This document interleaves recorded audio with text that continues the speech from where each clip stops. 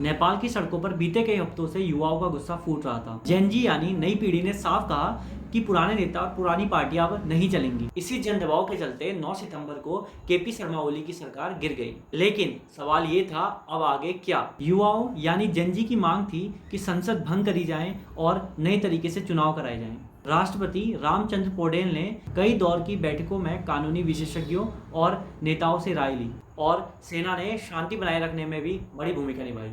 आखिरकार जनता के दबाव में राष्ट्रपति ने संसद को भंग कर दिया और 5 मार्च 2026 को नए आम चुनाव की घोषणा करी। इसी बीच एक नाम पर सहमति बनी, सुशीला कार्की। 73 वर्षीय कार्की पहले ही नेपाल की पहली महिला मुख्य न्यायाधीश रह चुकी हैं और अब वे इतिहास रचते हुए नेपाल की पहली महिला प्रधानमंत्री बन चुकी हैं। और कार्की जी का नाम तभी तय हुआ जब आंदोलन के प्रमुख चेहरों ने, जैसे काठमांडू के मेयर बालेंद्र शाह ने, उन्हें समर्थन दिया। सुशीला कार्की जी का प्रधानमंत्री बनना सिर्फ नेपाल की राजनीति का ही नया अध्याय नहीं है, बल्कि एक संदेश भी है महिलाओं की बढ़ती भूमिका, युवाओं की ताकत और लोकतंत्र में नई उम्मीद का। अब नजरें टिकी हैं 2026 के चुनाव पर।